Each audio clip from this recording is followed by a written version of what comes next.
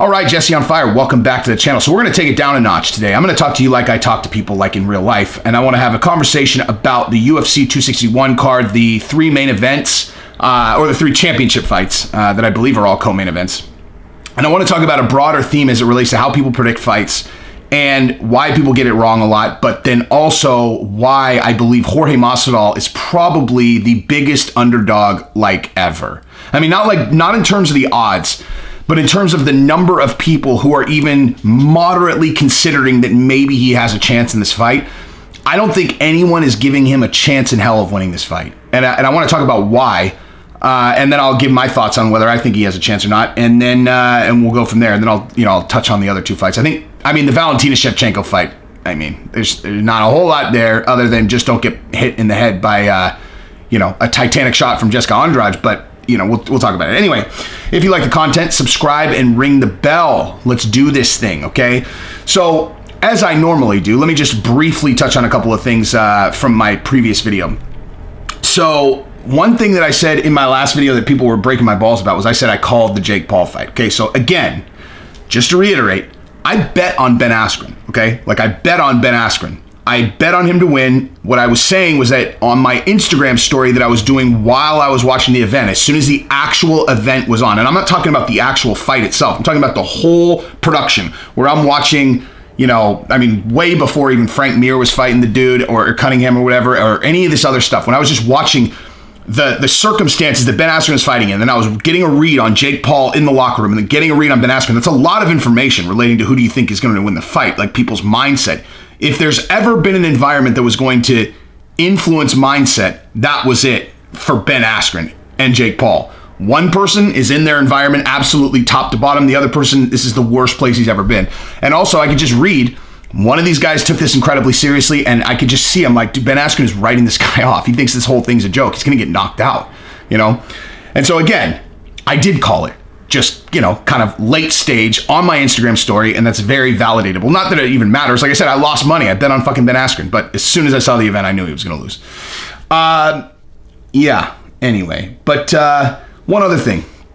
So people keep getting bent out of shape at me about, they're like, I hate when he always says, this channel's awesome, or this channel is okay, just so we're clear, all right? Because now I'm talking kind of normal, right? Mask off. The reason I do that, okay, it's not for you guys, okay? Like the guys who are like, he's always saying his channel's so awesome. Okay, I'm not doing that for you. I'm doing that for the person who is coming to my channel for the very first time. Literally, my entire goal is to get them to sit there and watch the video, okay? It's literally a challenge. It's like, this is the best channel on YouTube, so they're gonna be like, what? Let's find out, okay? It's just a tactic to get people to try to watch the whole video so I can try to capture new subscribers, all right? If that gets you bent out of shape, I don't care, okay? So I'm not talking about this again. That is why I do it. Get bent out of shape if you want to. That's why I do it. Anywho, all right, so let's talk about this thing. Oh, well, obviously, if you like the content, subscribe, ring the bell, tell your friends, blah, blah, blah, blah, right? Comment. So let's do this thing. So anyway, so as it relates to 261, you have this really unique situation where you've got this fight that was completely lopsided, right, with Jorge Masvidal and Kamaru Usman. And so everybody, I mean, listen, like, again, I want to tie this to like a broader theme, right? So when you're breaking down a fight, you're looking at one person's strengths, one person's weaknesses, and how do they match up, right? Like, if one person's exceptional in one area, how does the other guy relating to that? Because if they end up in that environment in an MMA fight, then the guy who's exceptional versus someone who's not exceptional is probably going to be able to overtake them and win, okay? The thing is, there are so many factors that end up playing out where, like the way that I looked at the Gilbert Burns and Kamaru Usman fight, I'm like, look, man, he's not going to the ground with Gilbert Burns. And from everything I've seen, Gilbert Burns is way more explosive and more powerful than Kamaru Usman. And I think that's how it's going to play out. And you could kind of be exactly right in the first round, but then the thing you don't factor in is like, hey, have you ever seen Kamaru Usman get knocked out? Because basically what you're saying Gilbert Burns is going to knock him out. Have you ever seen Kamaru Usman get knocked out? And you're like, well, no. But and then you find out that Kamaru Usman has a titanic chin and can absorb punishment and then just keep coming back, and that Gilbert Burns might gas himself out. And then also Kamaru Usman now has an incredible straight punch that he's going to hit him over and over with. And you're like, oh shit, okay, well, what I was looking at was correct, and yet I still got the fight wrong because there are all these other things, right? So like, Or Conor McGregor. You know, I mean, like that one with Conor McGregor and Dustin Poirier, that looked pretty crystal clear to everybody, right? It's like, okay, Dustin Poirier is an amazing fighter, but he gets hit, right? Like he gets hit. Show me a fight where Dustin Poirier didn't get hit. And now show me a fight where Conor McGregor hit a guy a bunch of times and they survived. You know, so it seemed crystal clear. They go in, it starts to look that way, and then it's like, oh, by the way, Dustin Poirier, if you guys forgot, now he does this calf kick thing all the time. Have you ever seen Conor McGregor defend against a calf kick? You're like, shit, I didn't. Nope, I haven't. I actually haven't. I you know, small factor, I didn't think about it, and then boom, it decides the fight, right? So that's the thing to think about when you're, you know, thinking about any fight. It's like, what are all the little details that could play out, right? And with Masvidal and Kamaru Usman, the reason I think that people are looking at it's like, okay, yeah, you know, so Masvidal got worked. I mean, like, he didn't get hurt, but he got dominated for five straight rounds, right? You know, they would start off on the feet. You know, Jorge would generally get the better of Kamaru Usman. Then Kamaru Usman would get him down, and he would grind him out, or he would clinch with him, and he would stomp his feet, and then he would take him to the ground. And you know, it's not like Jorge got hurt, but Jorge got dominated, right? And so you look at that, and you're like, all right, so what could go different? And in addition to that, in addition to what could go different, what's happened since then? Kamaru Usman fought a very explosive fighter and took really heavy shots and survived, right? So even if it was like, okay, yeah, but now with more time to prepare, Jorge, you know, could develop XYZ. Now he learned not to do XYZ. If he catches him, then blah, blah, blah. And like this way that you can kind of structure a victory out of Jorge, you saw it with the Gilbert Burns. You're like, man, if he could take those shots from Gilbert, like, is he likely to take those shots from Jorge, especially given that with Gilbert, he's trapped on the feet. He can't take it to the ground. With Jorge, if it starts getting ugly, he can just take him down. I mean, there wasn't a whole lot to show that Jorge's going to be able to defend against takedowns, consistent takedown attempts, right? So, like, when you're looking at this fight, you're just kind of like, geez, man. Like, I mean, how does Jorge win this fight? Like, how does he win? And I'll give you another reason why I think this is, another reason why I think this is a real bad matchup for Jorge. Is Jorge's stand-up is very, like, it's really sharp. It's very creative. He comes from a lot. There's a lot more going on than appears to be going on, right? Like, he throws, like, you know, he's not one of these 1-2 guys. Like, he throws punches from these crazy angles to where it kind of looks like he's throwing a 1-2, but if you actually watch it really closely, he's throwing the second punch from a different angle, where if you try to block it the way that you blocked the previous one, he'll catch you with it that time, right? He changes levels. He does a lot of things on his feet. But he also throws a lot of body kicks, right? Like, if you really watch, like, fights he's been successful in, he throws a lot of body kicks. It's a big weapon of his to make them think about the body. You know, throw the kick to the body, get their hands, you know, here. You can't do that against Kamaru Usman, and he showed that in the first fight, okay? You throw the body kick, he's going to catch it, and he's going to take you down, right? I mean, if you throw the body kick 4 times, I mean, he's going to catch one of them. You're going to go to the ground. So with Jorge, you've got another major weapon that's basically taken away. He's going to have to basically box him, you know? Now, it doesn't mean he can't win, but he's going to have to basically not kick, in my opinion, or only kick when Kamaru Usman is already off balance and you know he can't shoot. You can't use the kick as a setup if Kamaru is set up. Kamaru also has shown that he has tremendous straight punches now, so he can counter your kick with a straight punch to your grill.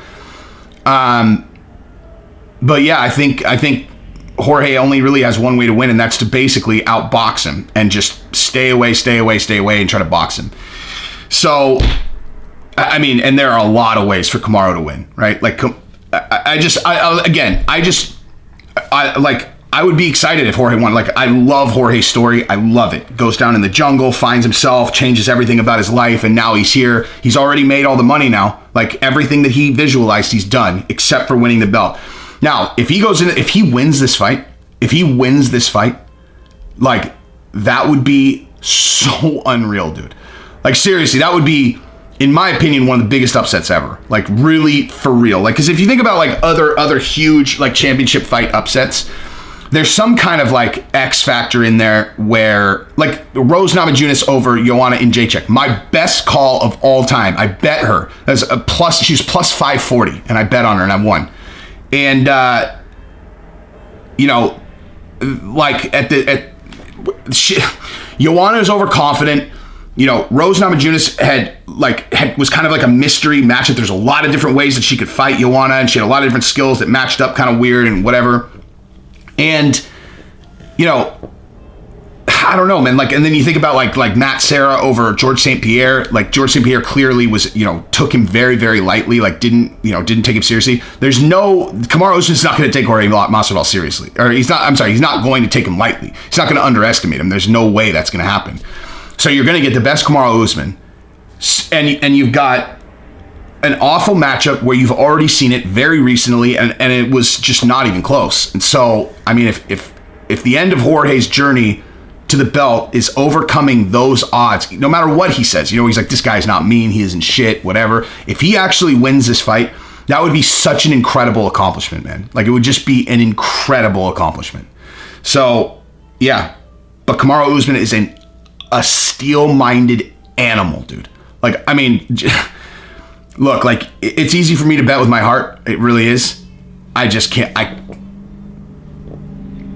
don't know, man. Like, Kamaru Usman does not look beatable to me anymore at all. Like, I don't see any holes in his game, really. Like, he doesn't look beatable, right? Once he absorbed those shots from Gilbert Burns and kept coming and then put it on Gilbert in the second round after taking the beating he did in the first round, I'm like, Jesus, this guy he's a fucking animal, man. Like, and I hear what Jorge's saying. He's like, he's not mean. I've felt what he has. He's not mean in there. That's kind of the point, actually. He's a fucking emotionless steel android that's just going to stay on you. You're never going to say, you're literally going to have to like shoot him with a bazooka, like he's just going to keep coming and keep coming and keep coming and keep coming and keep coming, just subdue you and push you down. Like, he's just a fucking machine, man. And I say that with the utmost respect for his skill set and his mindset. So, yeah, I mean, unless you're having trouble hearing me, I'm predicting that Kamaru's going to win, but fucking A, man. Anything can happen in the fight game. Anything can happen in the fight game. Anything, But anyway, yeah, so then let's jump over to Valentina Shevchenko and Jessica Andrade. I think this is, one of those things. I mean, Jessica Andrade has titanic power, obviously, but she's kind of wild and she's pretty predictable. She's not, she's quick, but she's fighting Valentina Shevchenko. Like that, she's so dominant, dude. She's Amanda Nunes. There's no, like, her fighting at 125 pounds is absolutely identical to Amanda Nunes fighting at 135. You can't pick against her. Like, you can't pick against them. There's no matchup. Like, there's no area in the fight where there's an advantage. Like, the only thing you can say is, wow, this person she's fighting has lots of power. If she gets hit clean by this person, which she hasn't gotten hit clean in literally like 20 fights, but if this person pulls a rabbit out of their hat and they hit her clean, yeah, she can be knocked out like any other human being. However, her skill set is the most well-rounded and she's literally like a 6th degree black belt in everything. Everything. She has no weaknesses. Valentina Shevchenko has no weaknesses. None. Zero. Nothing. There is not a single chink in her armor, dude. Jiu-jitsu, bulletproof. Fucking wrestling, bulletproof. Stand-up, surgical, fucking bulletproof. Mental, bulletproof. Takedown defense, bulletproof. She has no weaknesses. None. A person with no weaknesses can be beat like anybody else, but like in terms of the skills and what she's going to bring into the octagon psychologically, like, seriously, like, I look at her and I actually genuinely wonder about her personal life. Like, I'm really actually seriously curious if she's ever had a boyfriend or a girlfriend, whatever. I don't know if she's into dudes or girls or whatever, but like, I really wonder if she's ever had a serious relationship. Because I look at her and I actually don't think it's impossible that she may have actually made a conscious decision to never let anyone put a hand on her, because she's just like, I don't have time for this. Seriously, or it's possible she's got a team of them and she's just like, come, get out. But I can't imagine her having a serious romantic relationship because she's so focused on what she does. I could be totally wrong about that, but I would be zero surprised if she's lived a life of solitude because she just fights and that's what she does. Apparently she's like a Navy SEAL level marksman with fucking pistols and rifles too. She's very impressive human being. Now, then you got Wei Lei and Rose. I think this is the most interesting fight on the card, for sure, actually. You know, you've got Rose Namajunas, who is light on her feet, in and out, slick, accurate, so fun to watch. And then you've got Wei Lei, which is just a fucking bullet train tank of like traditional, hardwired Muay Thai striking and great wrestling. Like she's awesome everywhere. But Rose beat Joanna and Jacek that way. Like she fought Joanna and Wei Lei went to the fucking wall. That's, I mean, you know, Wei Lei is an incredibly impressive specimen, man. And she's the same type of deal as Valentina, where she's just like, dude, she learned English fluently like in a few months. You know, like she like and if you've never okay, so here's how I can translate that. If you've ever done jiu-jitsu, okay, and you understand what it actually means to become an exceptional jiu-jitsu practitioner, you'll understand what I'm saying when I say that learning a language is very similar to that. I mean, like, almost kind of, I actually can't believe I've never thought about this before. But, like, Wei Lei learned English. Like, she just started taking, have you ever seen that documentary about her? Where she started taking English and she started speaking fluently, like, inside of a few months. It's like, what? Okay, now if you take that type of brain, a person who can absorb that, because it's like, if this, then that, you know, conjugation, word conjugation, all that stuff, that like where you try to take a language and you feel like you're like drowning because you're like, how does anybody remember all this shit? And then all of a sudden one day it clicks. Okay, that's what jiu-jitsu is like, right? When you first start, you're just like, I don't understand. How does anyone fucking remember this? You know, how does anyone remember this stuff? There's so many things to remember. It's unbelievable. It's like, dude, and it's why you always lose when you're fighting against dudes that are better than you, because like, you know, your algorithm is like, you know, okay, if they do this, I have this move or this move. And their algorithm is like, okay, well, if he does that move, I could hook his leg, I could grab his collar, I could do this. There's like 8 to 20 different things they could do to subdue you, no matter what you do, because your algorithm is this big and theirs is absolutely expansive. Like you have no fucking chance against them. None. Zero. And it's, I mean, the fact that she learned English that fast, you know, I mean, as a person who, you know, who's also, you know, becoming a martial artist that's exceptional in everything, that's probably why she's so good at everything. She's, you know, or an example of why she's so good at everything. But, you know, from a stylistic standpoint, it's a really interesting fight. I mean, my gut tells me Wei Lei. My heart is always going to be with Rose. So, you know, I don't know. I mean, I have a hard time. I don't know, man. I have a hard time imagining Rose winning this fight for some reason. Especially, it might have been different if it wasn't for that last Jessica fight. Like the Jessica Andrade fight, like Jessica hurt Rose. Now Rose fucking dug deep and she won a really tough battle, broken nose, like, you know, her eye looked like she might have hurt her orbital bone or whatever. I mean, she was fucked up and she fought through it. Very impressive. But Jessica Andrade is not as good as Wei Lei at all. And again, I've said this before. I think Jessica Andrade exposed a weakness in Rose's approach. That's the only time that I've ever seen anyone do that. The almost like hysterical head movement, you know, like because she's literally moving her head just constantly, just like boom, boom, boom. She's like a bobblehead, and Rose really had trouble hitting her.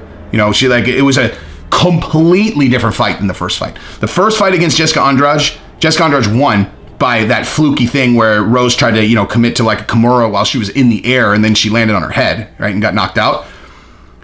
But if you watch the beginning of that fight, every moment of that fight up to that moment, Rose was picking Jessica Andrade apart like she was a fucking sixth grader versus a professional fighter. I mean, she couldn't miss. It was incredible. And then Jessica Andrade comes in and starts moving her head back and forth, and Rose can't hit her. And it was like, whoa. You think Wei Lei hasn't watched those two fights? I mean, so obviously she's going to come in knowing that, and I think it could theoretically present some problems for Rose, because if Wei Lei, you know, implements the same strategy, she's also better than Jessica Andrade. So I don't know, we'll see. But Rose is also, I mean, I don't think Wei Lei, regardless of her jiu-jitsu, I don't think she wants to go on the ground with Rose, but maybe she does, who knows. Like I said, my gut says Wei Lei, my heart says Rose. I really hope Rose wins. I think what I'm going to start doing when I have like fighters that I like really want to win. So I'm going to start betting on the other guy. Because like with the 49ers, I always do that. I used to always do that up until one game where I bet heavy on the 49ers and then they lost. That was in the Super Bowl. But all that whole year, I would just bet a little bit on the other team. So that I was like, okay, because, you know, like if the Niners lose, there's like some kind of like silver lining. Like, okay, well, they lost, but at least I made $100. Where if they win, I don't care. You know, I don't care about the bet. You know, whatever it was, like I don't care what the bet was, right? And then finally, when they got to the Super Bowl, I made a gigantic bet on the Niners because my stupid manager talked me into it, and then they lost. But and they lost where they should have won. But I might start doing that again. Like if I bet on Wei Lei, then it's like, okay, well, if Rose loses, then at least I like won a little bit of money, and it's not so, you know, it doesn't sting. Or if you know, anyway, that's what I got. Subscribe to the channel, ring the bell. Peace.